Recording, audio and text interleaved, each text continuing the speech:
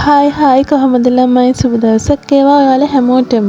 ඔන්න මගේ channel එකට ඔයාලව ගොඩක් ආදරෙන් පිළිගන්නවා. ඉතින් ඔන්න අද හදන්නේ චීස් කොත්තුවක්. චීස් දාලා නෙමෙයි, චීස් නැතුව චීස් රසටම කොත්තුව හදාගන්නේ කොහොමද කියලා බලමු.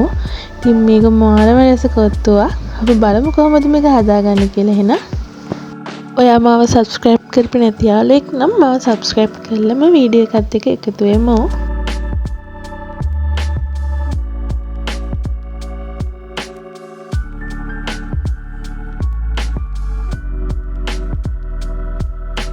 ඔන්න ඉතින් මුලින්ම අපේ කොත්තුවේ පරාට ටික හදාගන්න මම පිටි ටික අනාගෙන තමයි හදන්නේ. ඉතින් පිටි මෙතන 750ක් වගේ තියෙන. ඉතින් අපේ මුළු පාවලට මැති වෙන්න.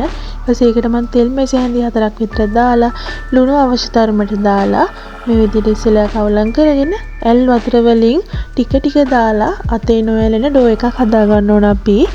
ඉතින් මේක මම ගෙදරදීම හදන්නේ. ඉතින් පිරිසිදුව සෞඛ්‍ය ආරක්ෂිතව අපිට කන්න පුළුවන්. ඉතින් ඔයාලට පුළුවන් මේ කොත්තුවට කඩෙන් පරාට අරගෙන කපලා දාගන්න. නැත්නම් කොත්තු කෑලි පැකට් තියෙනවා ඒව ගන්නත්. ඉතින් මේ විදිහට ගෙදර හදාගන්න එක අපේ හිතටත් හොඳයි. මොකද ඔක්කොම ගෙදරගෙන හදන්නේ. ඒ නිසා මේ විදිහට වතුර ටික ටික දාලා මම මේ පිටෝ එක හදාගත්ත අතේ නොයලන පදමට. මේ විදියට වතුර ඇති ගන්නට දාගෙන මේ විදියට විනාඩි 5ක් විතර මේක නීට් කරගන්න. එතකොට තමයි හොඳ soft අර ඇදෙන සුළු ඩෝ එකක් අපිට එන්නේ. ඉතින් මේක මේ විදියට හොඳට නීට් කරලා අපි මේ කොටස් වශයෙන් වෙන් කරගන්න ඕන. බෝල වශයෙන් අපිට පරාට හදාගන්න පුළුවන් අවශ්‍ය තරමට බෝල වශයෙන් මෙහිම කඩා ගන්න ඕන.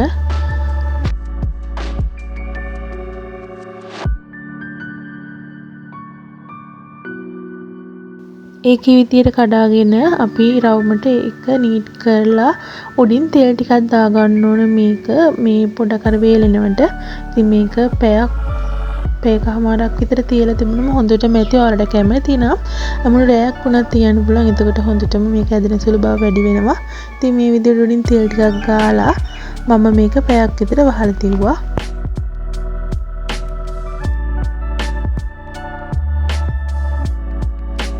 ඔන්න ඉතින් දැන් පැය එකමාරකට පස්සේ තමයි මේ ඉතින් ඒක හොඳට අර ඇදෙන සුළු ඩෝ එකක් වෙලා තියෙන්නේ. මේ විදියට අපි මේක තුනී කරගන්න ඕන. දැන් තුනී කරගන්න ස්ථානෙට තෙල් ටිකක් ගාලා මේ විදියට අතින්ම තමයි තුනී කරගන්න ඕන. මේක අර රෝලින් පින් එකක් පාවිච්චි කරන්න එපා. මෙහෙම අතින්ම අර විනිවිද පේන විදියට හොඳට මේක තුනී කරගන්න. මේක අර සිදුරු වුණාට ගමන්නේ කොහොමද පුච්චලා අපි කපා ගන්නවනේ. ඉතින් මේ විදියට ඇදලා මේක අර විනිවිද පේන සයිස් එකටම හොඳටම තුනී කරගෙන අපි මේක පුච්ච ගන්න ඕන. පුච්ච ගන්නේ තප්පර 30ක් වගේ තමයි. මේක පැත්තක් පොඩ්ඩක් අර අමු ගතිය යන්න තමයි පුච්ච ගන්න. හොඳටම රන්වන් පාට වෙනකම් පුච්ච ගන්නෑ. රන්වන් පාට වෙනකම් පුච්ච ගත්තම වෙන්නේ කොත්තුව වේල්ලා වගේ හයිය ගතියට තමයි තියෙන්නේ. ඉතින් මේ විදිහට එක පැත්තක් යන්තම් උඩ හරියෙන් අර අමු ගතිය නැති වෙනකොට අනිත් පැත්ත හරව ගන්න. මේ විදිහට ඒ අනිත් පැත්තත් තප්පර 10ක් වගේ තිබුණාම අපි ලිපෙන් අයින් කරගන්න තියෙන්නේ. ඉතින් මෙන්න මේ තියෙන්නේ මම මේ විදිහට හදාගත්ත කොත්තු රොටි ටික ඔයාලට පේනවා පොඩ්ඩක්වත් කර වෙලා නැහැ. ඉතින් යන්තම් පාට වෙනස් වලට අවුලක් නැහැ. මේ විදිහට තියෙන පොඩ්ඩක් අර අමුග තියෙනකම් විතරයි. ඉතින් මේක අපි පොඩි කොටස් අරගෙන අපි මේ විදිහට රෝල් කරලා අපි මේක කපා ගන්න ඕන කොත්තු විදිහට. ඉතින් ඔයාලට පුළුවන් චූටි කෑලි විදිහට කපන්න.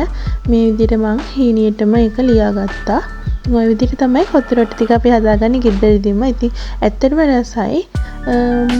ඔයාලට පුළුවන් කඩෙන් ගන්න නැතුව මේ විදිහට පිටි ටිකකින් තමට අවශ්‍ය ප්‍රමාණයේ පිටි අරගෙන ඉතින් මේ විදිහට හදාගන්න.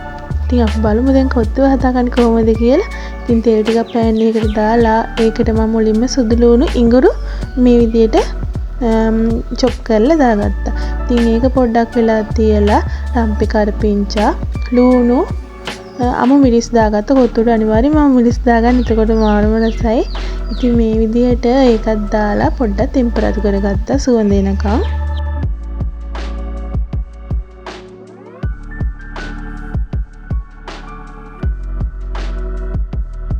ඒකේ අන්තන් ටෙම්පරාදු වුණාට පස්සේ කෑලි මිරිස් මේස හැඳි කමාරක් ලුණු තේ හැන්දක් ගම් බිස්කුට් තේ හැන්ද භාගයක් මම දාගෙන ඒකත් ටෙම්පරාදු කරගත්තා. ඔයාලගේ රස අනුව සැර අනුව මේව දාගන්න. ඉතින් මේ විදියට ඒක තෙම්පරාදු වුණාට පස්සේ අපි දාගත්තේ බිත්තර 3ක්. ඉතින් මේක ඔයාලට චිකන්, මාළු වගේ දේවල්, සොසේජස් වගේ දේවල් ඔයා කැමති විදියට ෆ්‍රයි කරලා පොඩ්ඩක් දාගන්න පුළුවන්. ඉතින් මේ අපි චීස් කොත්තුව හදන නිසා අපි චිකන් කරි එකතු කරගන්න නැහැනේ. ඒක නිසා ඔයාලා පොඩ්ඩක් බෙදගෙන වගේ දාගන්න ඒවා එකතු කරගන්න ඕන. ඉතින් මම අද බිත්තර විතරයි දාගන්නේ. ඒක නිසා බිත්තර 3ක් විතර මම මේකට එකතු කරගත්තා. ඒකත් මේ විදියට තෙම්පරාදු කරගත්තට පස්සේ මම දාගත්තේ කැරට්, ලීස්, ගෝව ටික. ඉතින් ඔයාලට කැමති එළවලුවක් මේකට දාගන්න පුළුවන්. ඉතින් මේ එළවලු තුනම අවශ්‍ය නැහැ. එක එළවලුවක් වුණත් ඔයාලට දාගන්න පුළුවන් කැමති විදියට. ඉතින් ඒක පොඩ්ඩක් වෙලා මේ විදියට තෙම්පරාදු කරගත්තට ඇති. මේක ගොඩක් වෙලා තඹ ගන්න එපා. එතකොට මේකේ අර පොඩ්ඩක් වෙලා පොඩි අමුගතියක් තියෙනකොට මාළු වෙනසක් කොත්තුව. ඔයාලා හදලා බලන්නකෝ මේ විදියට.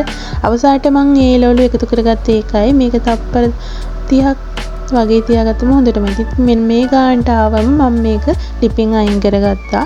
දැන් යන්නේ මම කොත්තුව, චීස් කොත්තුවට අවශ්‍ය කරන වයිට් සෝස් එක හදාගන්න. ඉතින් මේක චීස් නැතුව චීස් රසටනේ හදාන්නේ. ඉතින් වයිට් සෝස් එක අනිවාර්යයි. ඉතින් බටර් මේ සැහැඳි දෙකක් දාගෙන ඒක දී වුණාට පස්සේ පාන් පිටි වලින් මේ සැහැඳි එකමාරක් මම මේ විදියට ඒකට එකතු කරගත්තා. ඉතින් මේක පාන් පිටි ටික පාට වෙනස් වෙනකන් තියාගන්න එපා. මේ විදියට බටර් එක හොඳට කවලම් කරගෙන ඊට පස්සේ දාගන්නේ කිරි. මම කිරි පිටි මේ සැහැඳි 4කට වතුර මිලිලිටර් 250ක් එකතු කරලා මේ පිටි එක හදාගත්තේ. ඉතින් ඔයාලට ප්‍රෙස් මිල්ක් ගන්නත් පුළුවන්. ඉතින් ඒක දාලා හොඳින් මේක හැඳිගා ගන්න ඕන. ඉතින් මේක පොඩි බුබුලු වගේ එද්දී අපි මේකට ලුණු තේ හැඳි කාලක් වගේ මම එකතු කරගත්තේ. මොකද හැම එකටම ලුණු දාලානේ තියෙන්නේ අපි. ඊට පස්සේ පොඩ්ඩක් මේක ස්පයිසි වෙන්න කැලමිනිස් තේ හැඳයි ගම්මිරිස් කුඩු තේ හැඳි භාගයක් දාගත්තා. මොකද අරවටත් කැලමිනිස් ගම්මිරිස් කුඩු දාලා තියෙන්නේ. ඒක නිසා ටිකක් මම මේ විදිහට දාගෙන මේක හොඳ තික් ගතියකට එනකොට අපි කොත්තු ටික එකතු කරගන්න ඕනි. ඉතින් මේක ගොඩක් තික් වෙන්න දෙන්න එපා. මෙන්න මේ ගානට පොඩි උකු ගතියක් හැන්දරත් ඔයාලට දැනේවි හදද්දි. ඉතින් මේ විදිහට අපේ කිරි ටික හොඳින් මේ විදිහට පැහිදාගෙන එද්දි හොඳ තික් ගතියක් ඒකින් එනවා. ඉතින් මෙන්න මේ විදිහට තික් ගතියක් එද්දි අපි කොත්තු ටික දාගන්න ඕන. මොකද කොත්තු ටික දාගත්තාම මේකටත් මේක උරාගෙන ඉක්මනින්ම මේක ඝන වෙනවා. ඒක නිසා මෙන්න මේ ගානේදී වගේ අපේ කොත්තු රොටි ටික හදාගත්ත කොත්තු රොටි ටික තමයි මුලින්ම දාගන්නේ. මෙන්න මේ විදිහට. ඉතින් මම මෙතෙන්දී ඔක්කොම දාගත්ත නිසා අර පිටි පෙනුම පේන්නේ නැහැ. ඒ කියන්නේ චීස් පෙනුම පේන්නේ. ඒ චීස් රසටම තිබුණා. මාරම රසයි. ඔයාලා අනිවාර්යෙන් හදලා බලන්න. මම මේ ළඟදී නූඩල්ස් වල චීස් නොදා චීස් රසට නූඩල්ස් එකක් හැදුවා. ඒකත් මාරම රසයි. ඉතින් මෙන්න මේ විදිහට මෙන්න මේ පාරට තිබුණේ නැහැ. ඉතින් මම එළවලුත් ඊට පස්සේ එකතු කරගත්තට පස්සේ මේ පාරට තිබුණේ නැහැ. ඉතින් මේ කොත්තු රොටි ටික මේ විදිහට දාලා කවලම් කරලා අපි අර හදාගත්ත එළවලු ටිකත් මේක උඩින් දාලා කවලම් කරගන්න තමයි තියෙන්නේ. ඉතින් මෙන්න මේ පාරට තියෙනනම් කොත්තු රොටි තව ටිකක් අඩු කරගන්න. ඉතින් මම ඔක්කොටම හදන නිසා මම ඔක්කොම දාගත්තා. ඉතින් මෙන්න මේ විදිහට එළවලු ටිකක් දාලා කවලම් කරගන්න තමයි තියෙන්නේ. ඔයාලට කැමති නම් මේකට චිකන් දේවල් ඒ දේවල් බෙදලා දාගන්න මේ වෙලාවේදී. ඉතින් මෙන්න මේ විදිහට තමයි අපේ චීස් කොත්තුව චීස් නොදා හදාගන්නේ. චීස් රසටම. ඉතින් මේකේ සුදු පාට චීස් පෙනුම පෙවුන්නේ නැතුණාට මාරු රසට තිබ්බ. මේකට මොනවත් කරිවත් මුකුත් ඕන වේල්ලත් නැහැ. හරිම රසට තිබ්බා. ඔයාලත් අනිවාර්යෙන් හදලා බලන්න.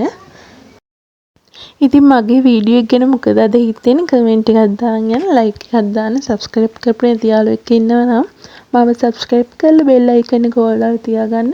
එතකොට මේ වගේ රසබර වීඩියෝ එකක් ආපු සෙනින් ඔයාලට නොටිෆිකේෂන් එකක් මගින් ටක් ගාලා බලා ගන්න පුළුවන්. ඉතින් මෙන්න මේ විදිහට තමයි මම චීස් කොත්තුව හැදුවේ. වෙනත් දවසක මේ වගේම රසබර වීඩියෝ එකක් අරන් එනකන් ඔයාලා ගොඩක් පරිස්සමින් සතුටින් ඉන්න ඕන. බුදු සරණයි ඔයාලට.